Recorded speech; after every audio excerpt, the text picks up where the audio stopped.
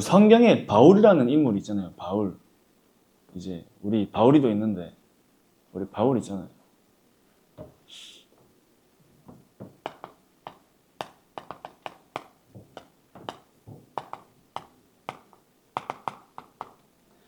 이 바울 한 개인의 인생의 이정표 여정을 보면은 사도행전 9장 15절부터 사도행전 27장 24절까지입니다. 이스라엘 백성들과 왕들과 세계복음화를 위하여 나의 택한 그릇이라는 그 언약의 말씀을 하나님이 바울에게 주신 뒤에 이 핍박자 바울이 그리스도를 만나고 세계복음화라는 전도자로 쓰임받죠.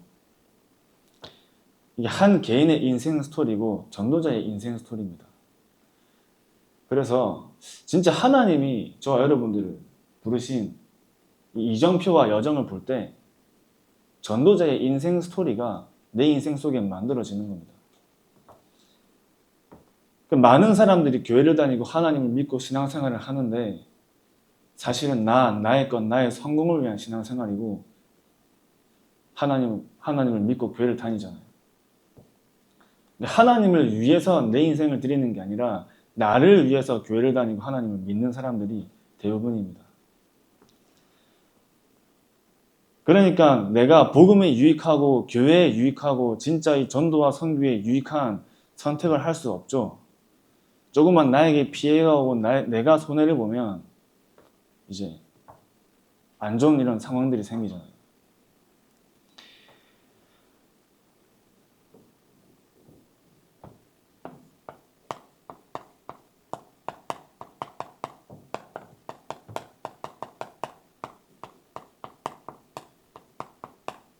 그래서 그의 뜻대로 부르심을 입은 자, 하나님의 뜻대로, 하나님의 뜻으로 저와 여러분을 부르신 사실을 진짜 믿으시기 바랍니다. 내가 우연히 이 자리에 앉아있고 우연히 하나님을 믿고 하나님 자녀가 된 것 같지만 분명히 성경에는 너가 복중에 짓기 전에 네가 태어나기도 전에 내가 너를 내 자녀로 불렀다고 말씀하고 계십니다.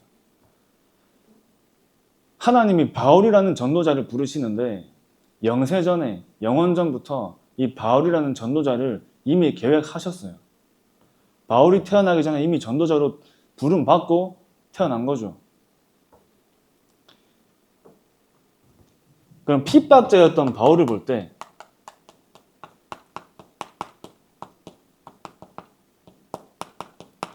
구원의 이전의 상태입니다. 구원의 이전의 상태. 바울도 출생은 창세기 3장에 하나님을 떠난 원죄를 가지고 태어난 인간이기 때문에 구원받기 이전의 바울의 영적 상태가 에베소서 2장 1절 말씀에 허물과 죄로 죽었던, 다시 말하면 영이 죽은 상태. 그리스도를 만나지 못한 모든 인간의 영적인 상태는 영이 죽은 상태잖아요. 그래서 요한복음 8장 44절에 너의 아비 마귀 자녀로 살아갈 수밖에 없죠. 그러니까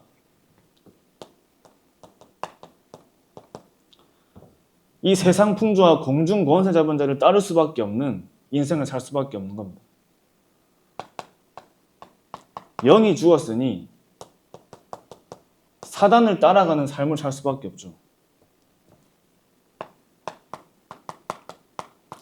2장 3절에 본질상 진노의 자녀, 다시 말하면 마귀 자녀로 살아갈 수밖에 없잖아요.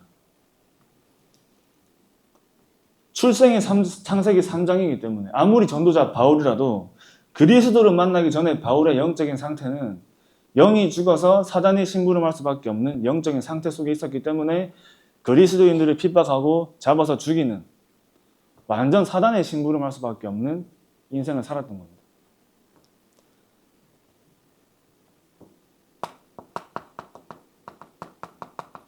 근데 바울이 다메섹에서 그리스도를 만나고 구원을 받는데 이게 바울 인생 최대 충격적인 사건이 된 겁니다. 바울 인생의 최대 충격적인 사건. 자기가 핍박하던 예수가 그리스도라는 사실이 발견된 거죠. 나는 너가 핍박하는 예수라. 내가 핍박하던 그 예수가 그리스도라는 사실이 발견될 때. 그래서 사도행전 9장 10절 말씀에 그 다메섹에 아나니아라는 하나님의 중요한 제자가 있었기 때문에 하나님이 다메섹에서 하나님이 바울을 부르시고 아나니아에게 바울을 만나러 가라 말씀하시면서 이 바울이 아나니아에게 중요한 복음으로 확립되는 시간을 가집니다. 우리로 치면 이제 성경 공부를 하는 거죠.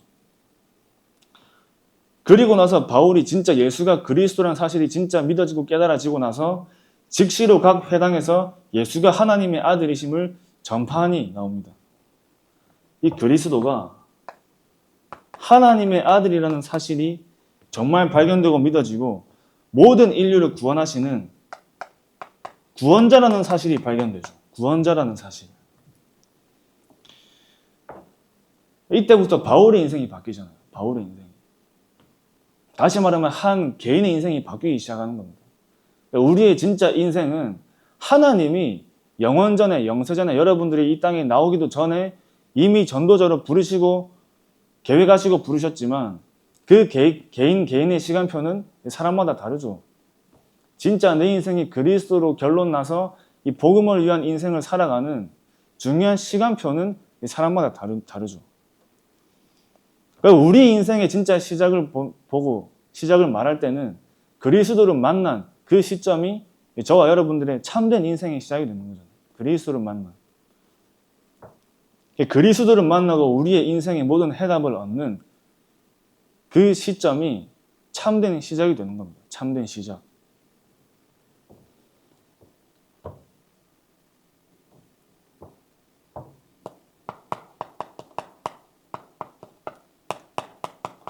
그래서 이제 구원 이후에 바울은 완전히 전도자가 돼가지고 가는 곳마다 생명이 살아나는 생명운동이 일어나잖아요. 생명운동. 복음을 생명으로 가진 사람이 가는 곳에는 이 복음이 증거되죠. 증거. 그러면 그 사람이 가는 곳에는 또 복음이 필요한 많은 현장에 많은 사람들이 이 복음을 받고 살아나잖아요. 생명운동. 사도행전에 나오는 것처럼 날마다 집에서든지 성전에서든지 예수는 그리스도라 가르치기와 전도하기를 쉬지 않는 말씀운동이 우리 지역에 일어나죠. 말씀운동. 그러니 그 현장에 하나님이 예비하신 제자가 만나지는 제자운동이 일어나잖아요. 제자운동. 진짜 복음을 깨닫는 바울이 가는 곳마다 생명운동, 말씀운동, 제자운동이 일어났습니다.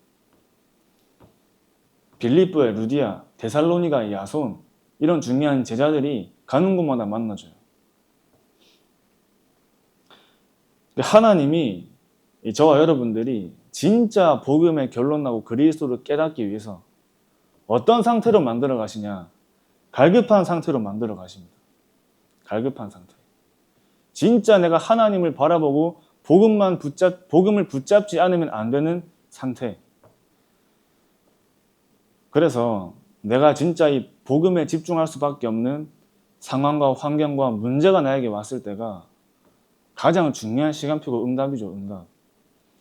나에게 별 문제 없이 내가 이 복음의 가치를 모르고 살아가는 것보다 진짜 복음에 집중할 수밖에 없는 상황이 와서 이 복음의 가치를 깨닫고 복음을 위한 인생을 살 수 있는 것이 응답이죠. 하나님이 복음에 집중하도록 인도하시잖아요. 이렇게.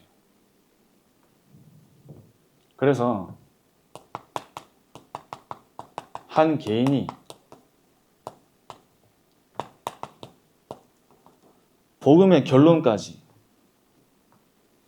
우리가 진짜 복음의 결론 나는 방법 또 다른 한 개인을 진짜 이 복음의 결론 나도록 도와주는 방법이 정확한 복음만 말하는 겁니다. 정확한 복음. 섞인 복음 아니고 희미한 복음 아니고 정확한 복음을 전달하는 거죠.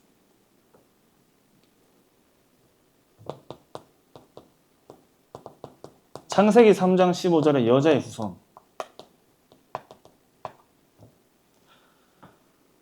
저는 예전에 여자의 후손 얘기하는데 이게 무슨 말인지 저는 이해가 안 됐어요. 여자의 후손으로 오셨지.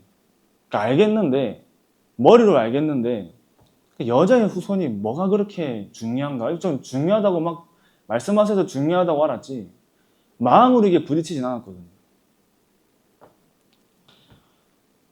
근데 여자의 후손이라는 말이 부딪히기 시작할 때가 유일하게 사단을 무너뜨릴 한 가지의 조건이 여자의 후손이구나. 이게 진짜 발견될 때 여자의 후손에 담겨진 그 중요한 비밀이 발견되기 시작했습니다. 사단이 무릎 꿇을 수밖에 없는 유일한 능력이 여자의 후손이구나. 성경 속에 하나님 자녀와 전도자들 공격하고 교회를 무너뜨리는 존재가 있잖아요. 사단. 지금도 현장에는 많은 사람들이 복음을 몰라서 죽어가고 있습니다. 정확한 방향과 길을 몰라서 틀린 방향으로 길을 찾아 헤매고 있는데 복음을 알지 못하니까 하나님을 만날 수 없으니까 이 종교 갔다가 저 종교 갔다가 종교로 막 빠지다가 나중엔 이단에도 빠지기도 하고 열심히도 살아보고 착하게도 살아보고 여러 가지를 다 해보지만 하나님과 함께하도록 창조된 영적 존재인 인간은 하나님을 만나지 못하면 그 어떤 방법과 수단을 사용해봐도 근본 문제가 해결되지 않잖아요. 하나님을 떠나가지고 올 수밖에 없는 영적 문제는 하나님을 만나야 해결되는 거죠. 돈을 많이 벌면 행복할 줄 알고 성공하면 행복할 줄 알지만 이미 돈이 많고 성공한 사람들의 인생을 봤을 때 병원에 가도 해결되지 않는 정신 문제, 육신 문제, 그런 영적인 문제에 잡혀서 결국 가장 비참한 인생을 사는 겁니다. 복음이 없는 현장에 비참함을 가는 거죠. 학생들은 좋은 대학교로 가면 내가 행복할 줄 알고 모든 인생의 문제가 풀릴 줄 알지만 우리나라의 가장 좋은 대학교, 서울대학교, 카이스트대학교가 우리나라에서 가장 자살률이 높잖아요. 교수님들도 가장 자살률 높은 대학교가 서울대랑 카이스트대학교입니다. 그러면 내가 좋은 회사에 취직해서 돈을 잘 벌고 좀 자리를 잡으면 행복할 줄 알지만 이미 그 자리에 가 있는 몇 년 전에는 삼성의 부사장으로 임원에 이제 가장 어린 나이에 임원으로 세워져가지고 삼성의 부사장으로 연봉을 200억, 300억씩 받던 사람도 자기 집 욕실에서 자살했잖아요. 그런 문제는 끊임없이 만날 수 있습니다. 왜 다 가졌는데 세상에서 말하는 모든 좋은 조건들을 가졌는데도 그런 인생을 살 수밖에 없는 이유, 하나님을 떠나면 어쩔 수 없죠. 영적 존재인 인간이 하나님을 떠나면서 오는 영적 문제를 자기 힘으로 막을 수 없는 겁니다.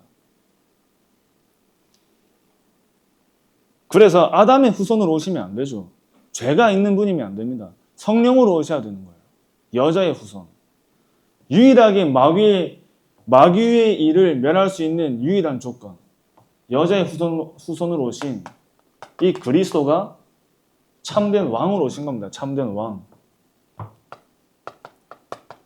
출애굽기 3장 18절 말씀이 피 제사를 드리러 가라. 피 언약이죠. 문설주의에 피 바른 집은 다 살았어요. 그 피가 의미하는 게 그리스도입니다. 그리스도. 그 오실 그리스도를 예표하는 게 문설주의에 피 바르는 거죠. 그러니까 피를 작게 발랐든 많이 발랐든 피 바른 집은 다 살았죠. 피 언약. 모든 죄를 유혈시키신 피 언약.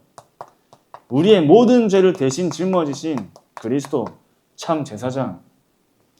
인자가 온 것은 섬김을 받으려 함이 아니요 도리어 섬기려 하고 자기의 목숨을 많은 사람들의 대속물로 주려 함이라. 우리 인간을 영원한 문제에서 빠져나오게 하시기 위해서 십자가에 대신 죽으신 그리스도. 절대 해결할 수 없는 인생의 문제를 그리스도를 만나고 해결되어서 완전 그리스도의 피로 새롭게 된 재창조 인생을 사는 증인이죠, 증인. 바울이 그런 사람이었습니다. 바울이 겉으로 볼 때는 로마 시민권자요, 유대인 중에 유대인이요, 굉장히 중요한 세상적인 조건은 다 가진 사람이었는데 그리스도를 몰라서 제일 힘든 인생을 살았습니다. 뭔가 묶인 거에서 해방이 안 된 거죠. 뭔가 고통스럽고 괴로워요. 내가 맞다고 생각하고 열심히 하면서 그리스도인들을 핍박하고 죽이는 것이 자기에게는 가장 맞는 일이라 생각했기 때문에 그렇게 한 거죠. 근데 하면 할수록 뭔가 모르는 영적 문제에 잡힌 겁니다. 뭔가 하면 할수록 답답해지는 거죠. 그래서 그리스도를 만나고 묶인 거에서 완전히 해방된 겁니다. 여러분, 제가 자주 말씀드리는 게 무속인 현장. 무속인 현장. 그 무속인들이 자기들이 섬기는 신이 있잖아요. 자기들이 섬기는 신. 그 무속인 그분들은 이제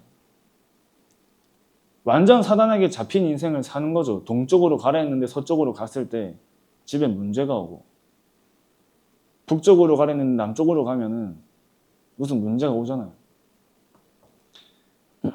그런 인생을 살 수밖에 없는 한 분이 복음을 듣고 하나님 자녀가 됐는데 그때부터 자기가 가졌던 모든 문제가 사라진 거죠. 설명할 수 없는 거죠. 설명할 수 없습니다. 직접 봐야겠죠. 여러분들이 같이 가서 봐야 됩니다. 저는 그리스도 얘기하는데 막 조용히 막 점잖게 예수가 그리스도십니다. 이렇게 말하는 거 저는 좀 마음에 안 들더라고요. 그리스도 소리 질러야 됩니다. 진짜. 확신 가진 담대한 목소리로 그리스도를 얘기해야 돼요. 사단이 이 사람이 진짜 그리스도를 가진 사람인지 머리로 아는 사람인지 알겠죠? 저는 복음 말할 때 그리스도 이렇게 말 안 한다니까요. 그리스도 이렇게 말해야 돼요. 진짜. 그 한 개인에게 역사하는 사단과 흑암이 무너지는 그리스도를 전달할 때 현장의 흑암이 무너지는 거죠. 여러분들이 가지시고 여러분들 안에 함께 하시는 그 그리스도가 진짜 내 인생의 모든 문제 해결자로 이 지구상에 와 있는 문제의 유일한 답과 유일한 길이라는 사실이 진짜 여러분들이 알면 그리스도가 나와 함께 하시는 그 하나만으로 다 접목할 수 있는 거죠.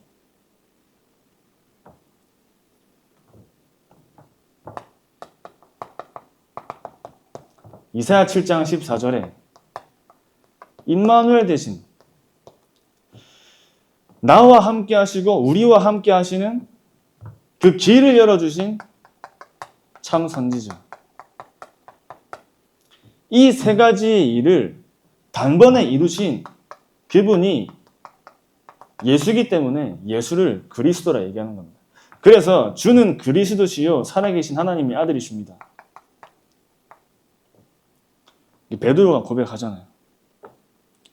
우리의 과거, 현재, 미래 모든 문제를 끝내신 분이시요 살아계신 하나님의 아들이십니다. 우리 인간의 근본 문제를 끝내신 분이시요 살아계신 하나님의 아들이십니다. 내 인생의 운명을 바꾸신 분이시요 살아계신 하나님의 아들이십니다. 그분이 바로 주는 그리스도시요 살아계신 하나님의 아들이십니다. 이건 날마다 고백하는데 우리 안에 있는 사단의 망대가 무너지고 여러분들이 가는 현장의 흑암의 망대가 무너지는 겁니다. 이걸 진짜 믿고 가는 사람은 무너지겠죠. 안 믿고 가는 사람은 잡히겠죠.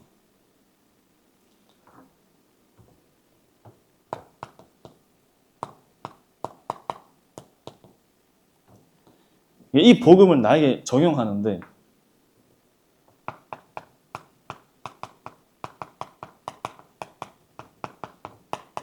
모든 문제의 시작, 다시 말하면 영적 문제의 시작입니다. 영적 문제의 시작.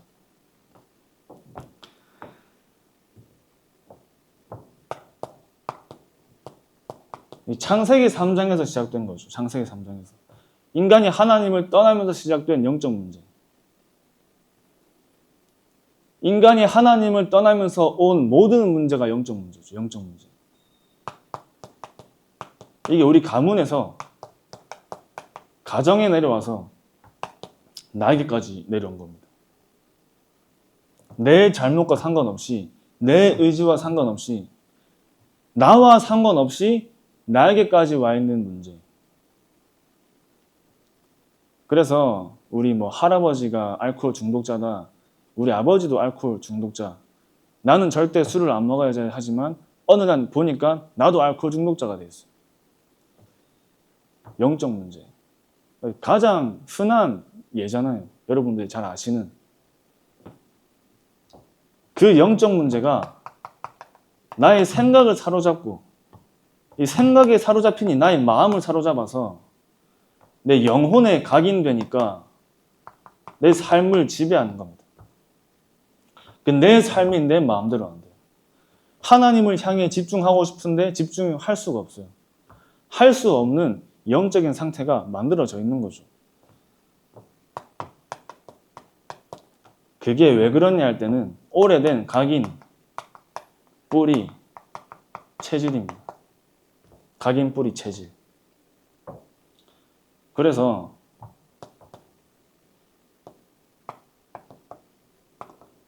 이게 뭐 한순간에 나타난 문제가 아니라 오래된 문제. 오래된 문제입니다. 또 이 문제가 나와 현장의 문제죠. 나와 현장의 문제. 그러니까 여러분들이 절대 불가능이 발견될 때 절대 가능이 시작이 되겠죠. 절대 가능의 시작. 아, 나는 절대 불가능이구나. 아, 이 현장은 절대 불가능이구나. 내가 할 수 있는 게 아니구나가 발견될 때, 그래서 절대 가능한 길은 그리스도가 아니면 안 되는구나. 이게 발견될 때 여러분들에게 시작이 되는 거죠. 그래서 그리스도로 시작해야 돼요. 그리스도가 시작이 돼야 돼요. 여러분 인생에 그리스도가 시작이 될 때 하나님이 그리스도가 그리스도 되게 하고 복음이 복음 되게 하는 그 증거를 하나님 여러분 삶 속에 주시는 겁니다.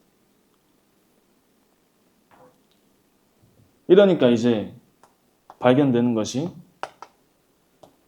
복음의 절대 이유가 발견되죠. 복음의 절대 이유. 복음이 아니면 안 되는 이유, 그리스도가 아니면 안 되는 이유가 진짜 발견되는 겁니다. 이거를 매일 발견하고 매일 확인하는 거죠. 매일 발견하고 매일 확인하는 거예요. 이렇게 될 때 하나님 여러분을 복음 현장의 증인으로 사용하시는데 가장 먼저 오는 응답이 나를 재창조하는 응답입니다. 나를 재창조. 그래서 사도행전 9장 15절 말씀이 하나님이 바울이라는 한 사람을 완전 재창조하셨잖아요. 재창조. 이게 바울의 인생이죠. 그래서 저와 여러분의 운명과 미래를 바꾸는 길입니다. 바꾸는 길. 복음 집중. 그래서 지금 우리가 하고 있는 게 40일 하고 있죠. 40일. 아침에 나와가지고 말씀 듣고 밤에도 말씀 듣고 좀 쉽지 않은 부분인데 그래도 많은 분들이 잘 따라와주고 계시더라고요. 이러면서 이제 내 안에 각인이 바뀌는 겁니다. 내 안에 각인. 내 안에 복음이 아닌 다른 것으로 각인, 뿌리, 체질되어 있는 다른 것들이 이제 치유되면서 내 안에 복음이 각인되기 시작하는 거죠. 어느 날 내가 나를 보는데 옛날의 나하고 완전 다른 겁니다. 옛날의 나하고 달라요. 또 옛날의 내 모습으로 돌아갈 수가 없는 거죠. 이제 하나님이 복음으로 한 개인의 인생을 완전히 재창조하신 그 인생은 자기가 망할라 해도 망할 수 없게 되는 겁니다. 그러니까 나를 재창조하면서 현장을 하나님이 재창조하시는데 여러분들이 있는 현장이 이제 살아나는 겁니다. 사도행전 2장의 증인이 되는 거죠. 사도행전 2장의 증인. 갈급한 자, 예비된 자, 충성된 자, 사명자 여러분들을 만나 봐야겠죠. 여러분 삶 속에 이제 만나보는 거예요. 내가 어떤 사람을 만났는데 완전히 하나님이 복음을 위해 예비하신 예비된 만남. 이 사람에게 복음을 전했는데 예수가 그리스도라는 그 사실에 완전히 인생의 결론 내리는 만남. 만나본 적 있어야 돼요. 이 만남이 여러분 삶 속에 있어야 돼요. 아, 전도는 진짜 하나님이 하시는 거구나. 진짜 복음 가지고 현장에 갔더니 하나님이 복음 받은 사람을 만나게 하시는구나가 여러분 삶 속에 진짜 발견되는 겁니다. 여기에 대한 체험이 없으니까 내가 확신이 없는 거죠. 이 사람에게 복음을 말할 때 이 사람이 거절하면 어떻게 하나라는 걱정을 하는 겁니다. 진짜 내가 그리스도의 확신을 가진 사람은 그것과 상관없이 한 개인에게 복음을 말할 수 있잖아요. 한 개인의 진짜 얼마나 이 사람이 복음을 누리고 복음을 답으로 붙잡고 있는지에 대해서 알 수 있는 방법이 사실 내 삶이죠. 내 삶과 내 현장입니다.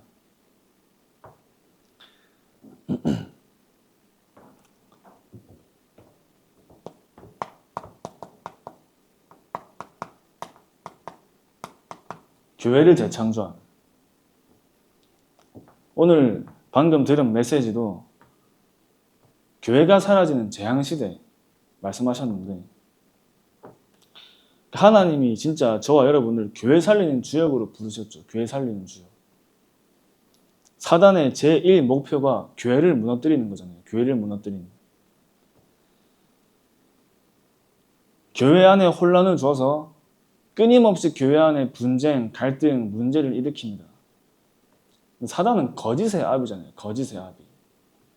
거짓말을 통해서, 이간질을 통해서 한 개인의 영적 문제를 드러내서 교회를 어지럽히고 교회를 무너뜨리는 게 사단의 전략이죠. 시대와 한 나라가 진짜 재앙이 임할 때는 그 현장과 그 나라에 교회가 사라지고 복음이 사라지고 말씀운동이 사라져요. 그 현장에는 반드시 재앙이 임합니다. 우리가 있는 지역에 영적 문제로 시달려가지고 죽어가는 사람, 뉴스를 틀면 각종 사건과 사고가 많이 일어나잖아요. 현장에 복음이 사라지고 교회가 사라지고 말씀운동이 사라지는 결말이죠. 가나안 땅 들어간 이스라엘 백성들이 하나님의 복음을 또 놓치니까 사사시대가 오잖아요. 사사시대. 자기 소견에 옳은 대로 각종 재앙, 문제, 범죄가 끊임없이 일어납니다. 하나님을 섬기지 않고 다른 신을 섬기기 시작하잖아요. 내 안에 내가 가지고 내가 붙잡고 있는 다른 우상들을 만들기 시작합니다. 하나님을 잃어버리는 세대, 복음을 잃어버리는 세대가 나타나면서 끊임없이 현장에 재앙이 계속 오잖아요. 현장에 재앙이.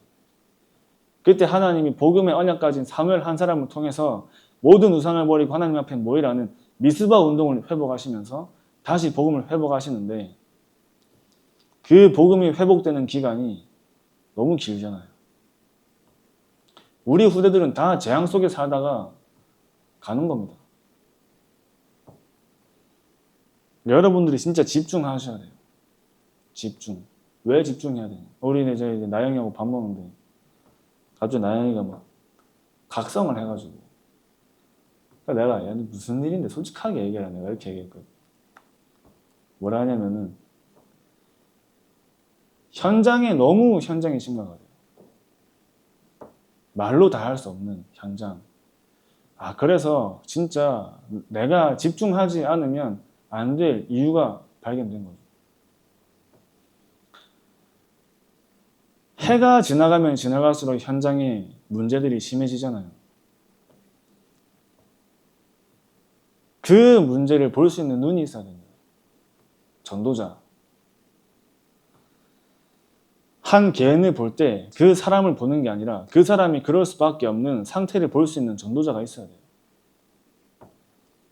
교회와 현장을 볼 때 그럴 수밖에 없는 눈을 가진 전도자들이 일어나겠죠.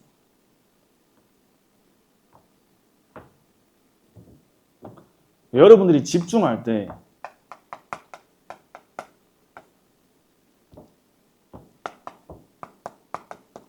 나와 교회와 현장을 살리는 영적인 상태가 만들어집니다.